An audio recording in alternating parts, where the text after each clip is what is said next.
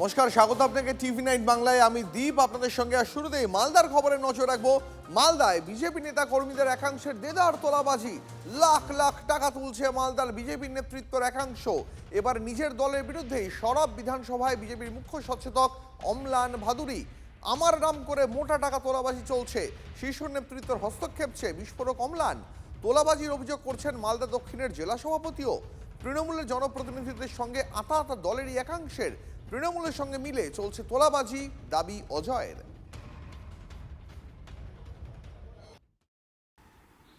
কোথাও দুর্নীতি হচ্ছে না, হবে না, এটা বড়ভাবে দাবি করা খুব কঠিন ব্যাপার। আমরা যখন খোঁজ পাচ্ছি কিছু কিছু জায়গায়, আমার বিধানসভাতে আমি খোঁজ পেয়েছিলাম, কিছু জায়গায় বিজেপির নাম করে, আমার নাম করে ব্যবসায়ীদের কাছে যাওয়া হচ্ছে, গিয়ে সেখানে একটা বড় বড় টাকার দাবি করা হচ্ছে। কোথাও মাছ দিতে হবে, কোথাও 50,000 টাকা দিতে হবে, 1 লাখ টাকা দিতে হবে, এইসব। আমি যখন খোঁজ পেলাম তখন আমি ফেসবুক প্রোফাইলে জানিয়ে দিলাম ব্যবসায়ীদের, এবং ব্যবসায়ী মার্চেন্টের সবাইকে আমি জানিয়ে দিয়েছি যে কেউ এরকম টাকা চেতে এলে তাকে বসিয়ে রাখবেন, দিয়ে আমার ফোন নাম্বার আছে, আমাকে ফোন করবেন। এখানে কিছু নতুন বিজেপি সৃষ্টি হয়েছে। যারা তৃণমূলে ছিল তাদের একটা অংশ গ্রুপবাজিতে একদিকে একজনকে বিরুদ্ধে কিছু করার জন্য তারা এখন বিজেপিতে ঢুকে সেগুলো তো করছেই, ডিম মারামারি তো করছেই, তার সঙ্গে সঙ্গে এরাও কিছু ধরেন কর্মী যারা বিজেপিরও আছে তাদের সঙ্গে যুক্ত হয়ে তারা এই তোলাবাজিতে অংশ নিয়েছে, এবং এর জন্যই এই অবস্থাটা হয়েছে। তবে এটা আমরা করতে দিব না, আমরা স্ট্রিক্ট আছি এটাতে। আমরা পুলিশ প্রশাসন থেকে আরম্ভ করে সমস্ত জায়গায় আমাদের ডাইরেকশন দেওয়া হয়ে গেছে, এবং এটা আমরা করতে দিব না, এটা বন্ধ হয়ে যাবে।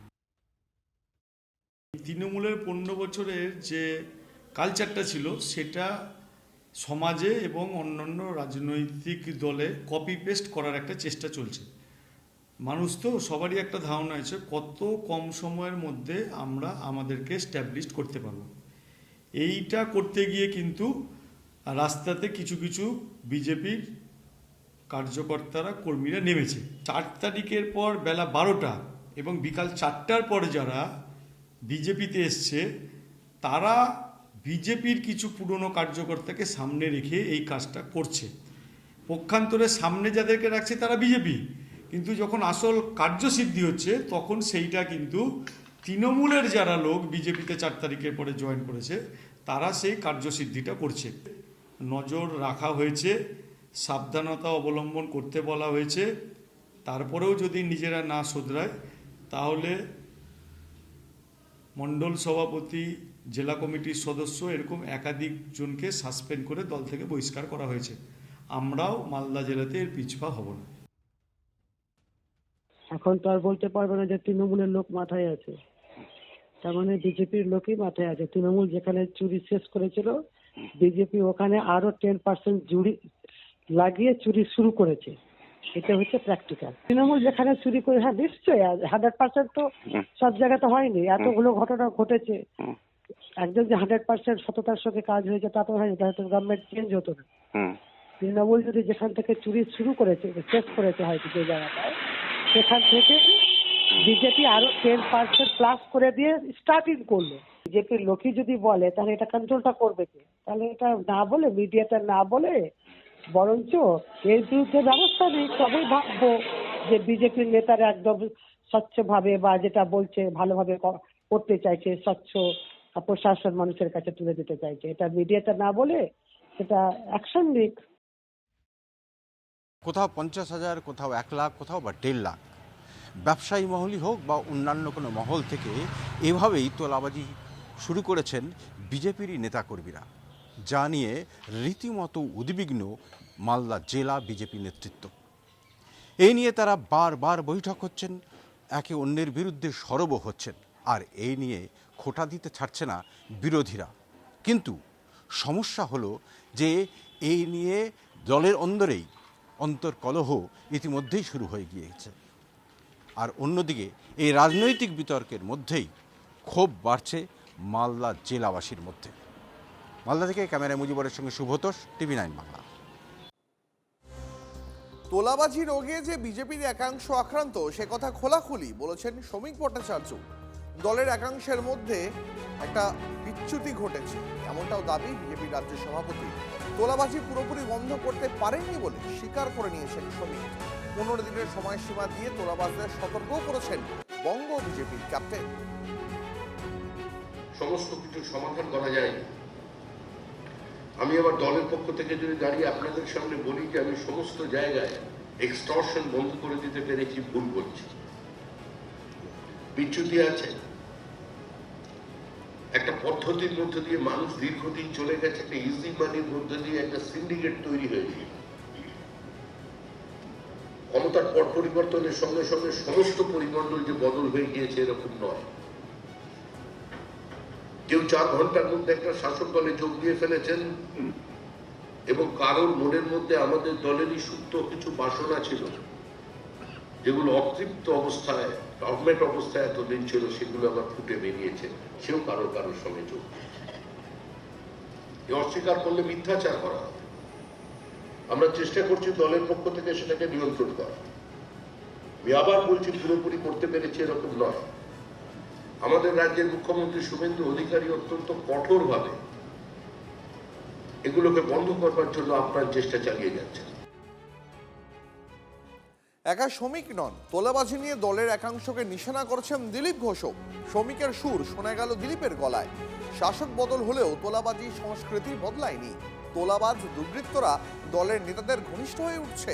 বহু নেতা নতুন এই মধুতে আসক্ত হয়ে যাচ্ছেন। দল নজর রেখেছে, সতর্ক করলেন দিলীপ। যে উদ্দেশ্যে পরিবর্তন সেটা যেন ভুলে না যাই, আবার মনে করালেন পঞ্চায়েত মন্ত্রী। এই সংস্কৃতি এত সহজে উঠে যাবেন ভাবার কোনো কারণ নেই। পুলিশকেও বলা হয়েছে এরকম কমপ্লেন এলে তাদেরকে অ্যারেস্ট করা, ব্যবস্থা নেওয়া। এবং সেই তোলাবাজরাই আমাদের অনেক লোকের সঙ্গে চিপকে গেছে। আমাদের বহু নেতা আছেন যারা নূতন এই মধুতে আসক্ত হয়ে যাচ্ছেন, কিন্তু পার্টিও নজর রেখেছে, চেষ্টা করছে এগুলোকে অ্যাভয়েড করতে। পার্টির মধ্যে আলোচনাও হচ্ছে, আর এরা খুব ঘনিষ্ঠ হয়ে গেছে। এখন এই যারা দুর্বৃত্ত ছিল, মানুষকে কষ্ট দিয়েছে, লুট করেছে, তারা আসার চেষ্টা করছে আমাদের লোকের কাছে। তো আমার মনে হয় যে বিজেপি নজর রেখেছে এবং মানুষ যে উদ্দেশ্য নিয়ে পরিবর্তন করছে সেটা যেন ভুলে না যাই আমরা। আমাদের প্রত্যেকের দায়িত্ব এইসব লোক থেকে দূরে থাকা এবং এদের অন্যায়ের বিচার করা। 2 মাস 2.5 মাস হলো একটা সরকার এসছে, তার মধ্যেই দলের শীর্ষ নেতাদের বলতে হচ্ছে যে বিজেপি দলের মধ্যে তোলাবাজি ঢুকছে, তোলাবাজি রুখতে হবে। তার মানে ভাবুন, নেতারা এক কথা বলছেন, ভালো ভালো কথা বলছেন, কিন্তু তাদের গ্রাসরুট বা তাদের স্থানীয় বা বহু ক্ষেত্রে অনেক বড় নেতার ক্ষেত্রেও এগুলো কি রাখা হচ্ছে? নেতাদের কথাগুলো সব সোনার পাথরবাটি হয়ে যাচ্ছে। তো বিজেপির জমানায় তোলাবাজি এবং আনুষঙ্গিক যে সমস্যাগুলো, একাধিক পাড়ায় পাড়ায় অশান্তি, নিজেদের মধ্যে দখলদারির গোষ্ঠীবাজির মারামারি, এগুলো তো সবাই চোখের উপর দেখতে পাচ্ছেন। আর শ্রমিক ভট্টাচার্য, দিলীপ ঘোষ এবং জিতেন্দ্র তেওয়ারির মতো নেতাদের কথায় প্রমাণিত হয়ে যাচ্ছে যে এই তোলাবাজি বলুন বা এই ধরনের ভাইরাসে এই 2 মাসে সরকারের নেতৃত্বাধীন বিজেপিটাও ভরপুর আক্রান্ত। অটোর পারমিট দেওয়া নিয়ে ইউনিয়নের 2 গোষ্ঠীর বিবাদ। বাঘাযতীন রানীকুঠি রুটে দীর্ঘক্ষণ অটো বন্ধে, যাত্রী দুর্ভোগ। ইউনিয়নের 2 গোষ্ঠীর মধ্যে বচসা ধাক্কাধাক্কি। বিধায়ক পাপিয়া অধিকারীর ভূমিকায় ক্ষোভ এক গোষ্ঠীর। এই ঘটনায় C2 INTTUC-কে দুষলেন টালিগঞ্জের বিজেপি বিধায়ক। এখানে হুট করে 10-12টার উপরে বাইক এসছে, ওখানে আমরা দাঁড়িয়েছিলাম। হুট করে বলছে লাইন বন্ধ, অটো চালাতে দেবে না। তো দাঁড়িয়ে আছি। এবার ওখানে ছিল একজন বয়স্ক লোক, তাকে ধরে মারছিল, গোবিন্দদাকে ধরে মারছিল। আর সাইডে আমিও ছিলাম, আমাদের সব ড্রাইভার যারা আছে তারাও ছিল। তাদেরকে ধরে টানাটানি মানে হেঁচে করে একেও মার সব এরা সব এক আছে মারা শুরু করে আমাকে অটোর পেছনে ফেলে মেরেছে।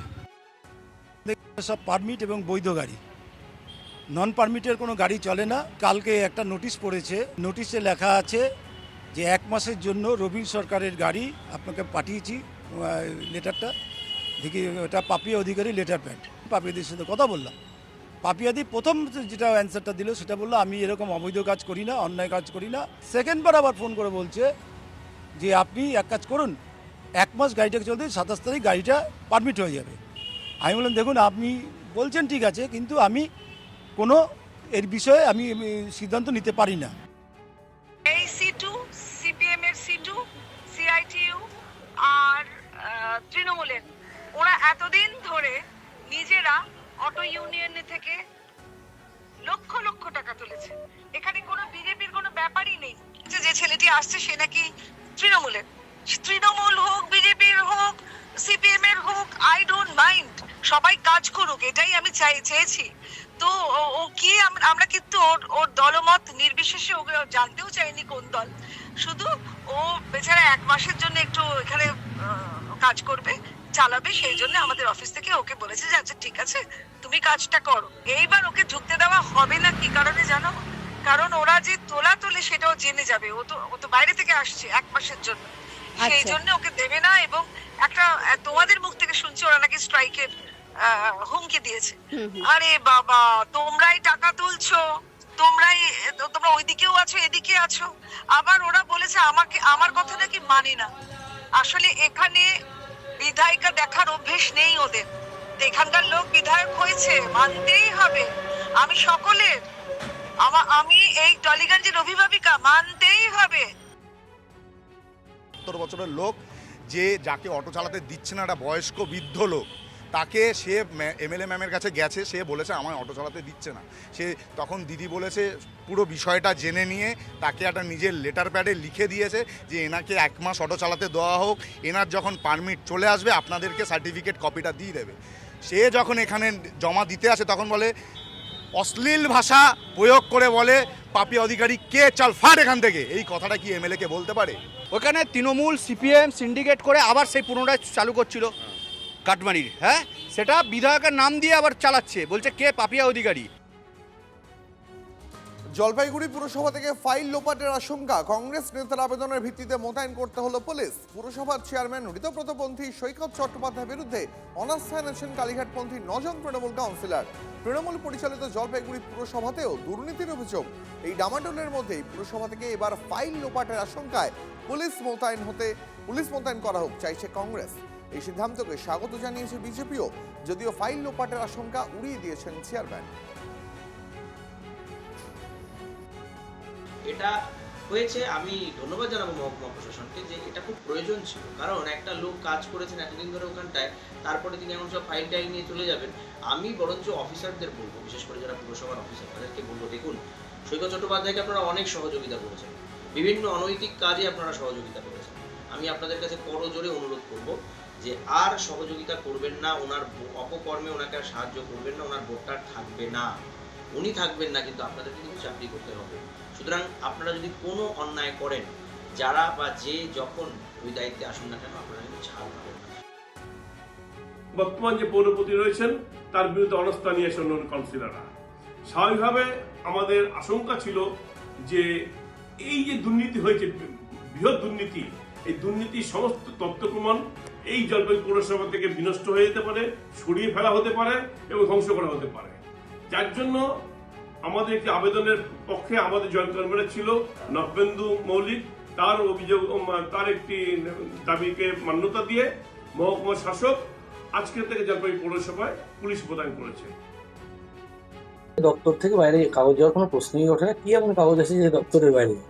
আর সেকেন্ডলি হচ্ছে ল অ্যান্ড অর্ডার, তো সেটা পুলিশ প্রশাসন, মহকুমা প্রশাসন বা ডিস্ট্রিক্ট ম্যাজিস্ট্রেট দেখবেন, সেটা তো আমার সাবজেক্ট না, ল অ্যান্ড অর্ডার। আর আরেকটা বিষয় যেটা আপনি বলছেন যে অচল অবস্থা, যে জলপাইগুড়িতে মিউনিসিপ্যালিটির regarding the functioning of Jalpaiguri municipality there is no stalemate situation, কোনো অচল অবস্থা। জুলাই মাসে আপনি যদি দেখেন স্যালারি হয়েছে, ক্যাজুয়ালের হয়েছে, কন্ট্রাকচুয়ালের হয়েছে, পেনশনাররা পেনশন পেয়েছেন, অনাস্থায় এনেছেন, অনাস্থার আইন অনুযায়ী, মিউনিসিপ্যাল অ্যাক্ট অনুযায়ী এবং রুলস অনুযায়ী যেভাবে অনাস্থা হওয়া উচিত, মানে অনাস্থা প্রক্রিয়া হওয়া উচিত সেভাবে হবে।